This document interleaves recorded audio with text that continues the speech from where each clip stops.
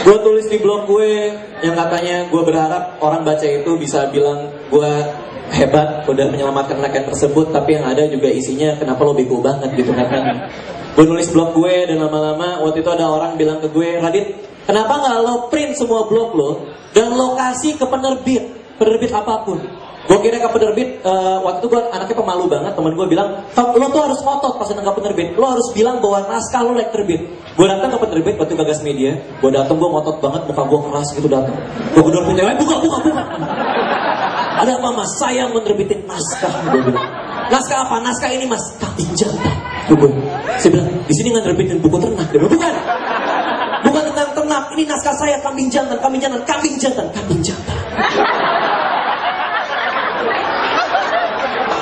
Dia bilang, saya baca dulu mas bukunya. Ya silakan mas baca dulu. Dia buka selembar, 2 lembar dan dia ketawa. Dia diam, gue bilang, mas, oke mas, saya akan kabari 3 hari lagi apakah naskah mas Radit cukup menarik apa tidak. Baik, gue bilang, silakan mas pulang. Baik, saya akan pulang, gue bilang. Silakan pulang, baik. Pintunya mana? Gue pulang, gue nunggu 3 hari kemudian, ternyata gue benerin telepon. HP gue bunyi. Karena gue waktu itu umur gue 18 tahun dan gue gaul ya. Jadi gue jawabin, oh siapa nih? Masih gak tahu gitu tuh. Mana-mana tuh, siapa nih? Udah kayak penguin setrum siapa? Dan akhirnya gue bilang, ini siapa? Ini dari Gagas Media. Kenapa mas? Mengenai naskah mas Radit, kenapa naskah saya? Kami tertarik buat bukukan. Terus gue bilang, oh ya? Oh udah kecik-kecik tuh, oh ya.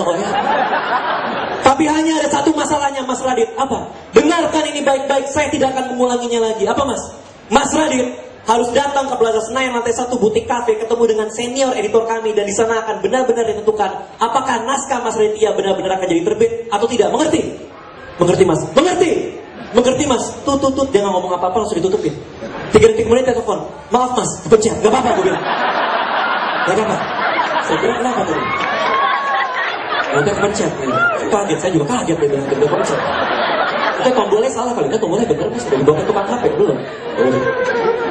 3 hari kemudian, untuk mempersiapkan di hari itu pagi-paginya, gue maju ke depan lemari baju gue nyobain satu demi satu baju yang gue punya, mix and match, kaos oblong pakai celana panjang, kaos pakai celana pendek, kaos dalam nggak pakai celana,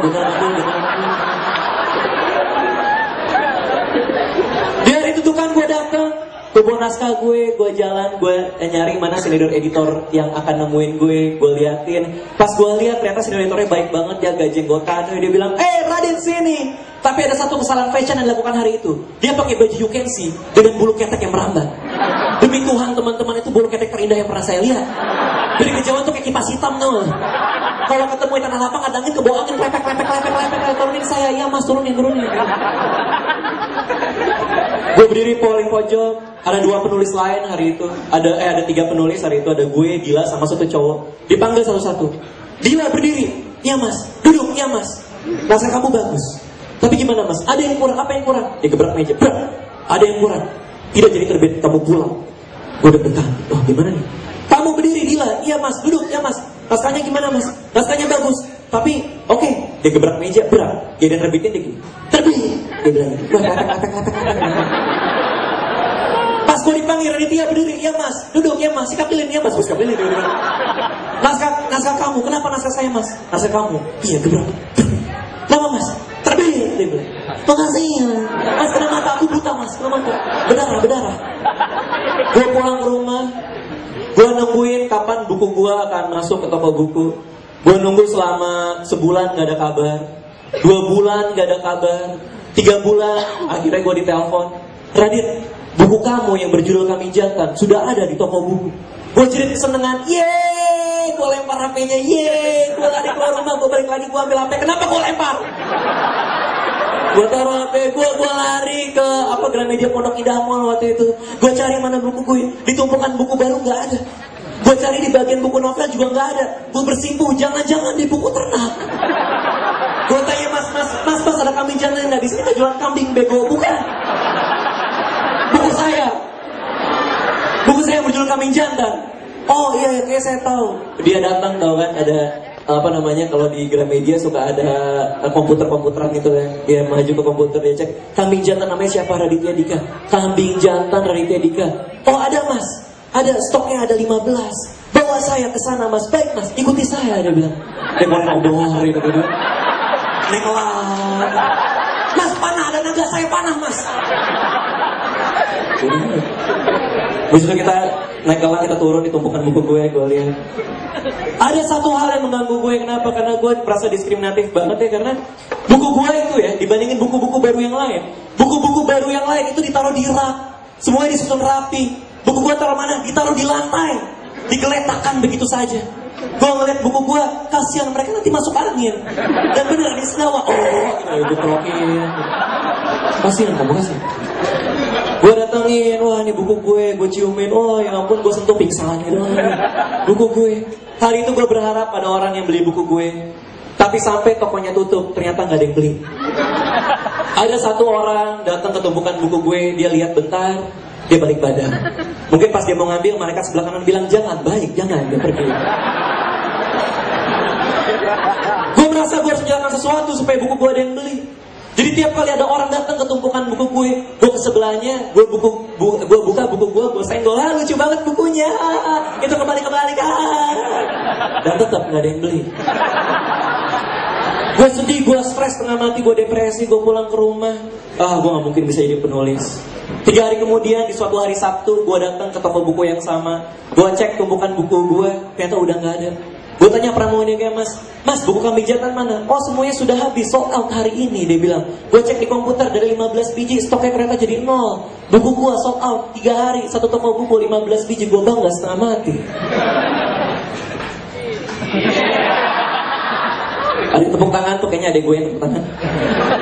Gue bangga setengah mati, gue pulang ke rumah, masih tahu nyokap, gue ketok pintu kamar nyokap, mama, nyokap gue keluar, kenapa Dika? Mama, aku bayar Gramedia Pondok Indah Mall, mama juga dari sana, mama ngapain? Mama beli buku kamu 15 biji.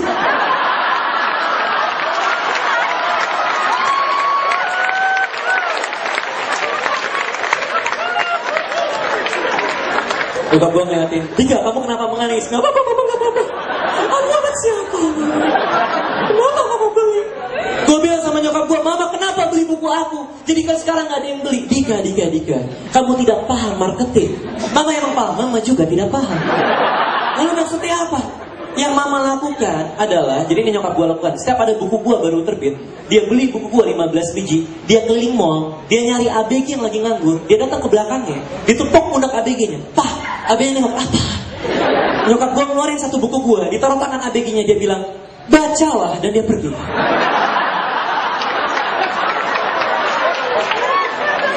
Udah semacam malaikat Jibril, Iqra, dan dia pergi.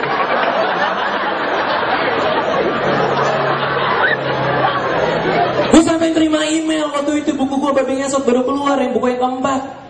Baru keluar buku yang keempat, terus gue dapet email, Mas Radit, aku lagi nongkrong di 21 Pondok Indah Mall. Lalu pas aku lagi sama teman-temanku, tiba-tiba ada seorang ibu datang terseok-seok ke arahku. Dia melihat ke arahku tanpa ngomong apa-apa, dia ngasih buku Mas Radit Berjut Babi Ngesot yang paling baru, ditaruh di tanganku dan dia cuma bilang, bacalah, dan dia pergi. Mas Raditya, itu siapa? Gue reply, apapun yang kamu pikirkan, itu bukan ibu saya. Sedikit gak fair sama ibu gue, sama nyokap gue. Kenapa? Karena nyokap gue udah gak mau lagi ditulis dalam buku gue. Karena dia bilang itu merusak nama baik dia. Semua yang gue tulis di buku gue merusak nama baik dia. Waktu lagi makan malam, waktu itu gue lagi makan malam, nyokap gue lagi cerita sesuatu yang lucu, dia ketawa, gue juga ketawa, dia diem bentar. Lu ketawa, jangan masukin buku ya, dia bilang. Enggak inget maling pundak, ya.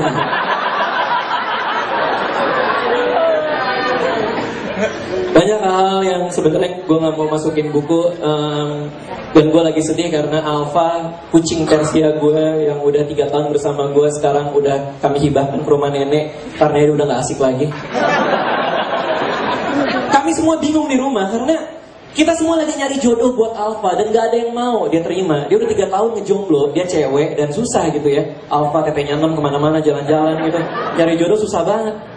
Waktu itu kita sempat kepikiran jodohin Alfa dengan kucingnya teman gue. Namanya Cimong atau Cimut, namanya Cimut. Cimut datang ke rumah, anaknya baik banget, dari keluarga baik-baik. Serius beneran.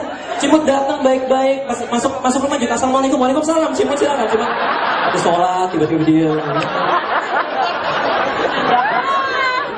Gue bilang Alfa sama Cimut aja, tapi Alfa nggak mau sama Cimut. Alfa maunya tau gak sama apa? Sama ada kucing garong dekat rumah. Gue bilang Alfa, dia alay. Jangan sama dia. Kucing garong udah ada skarnya di mana-mana, galak kemana-mana kayak gitu. Jangan Alfa, jangan sama dia. Tapi Alfa nggak mau. Alfa backstreet.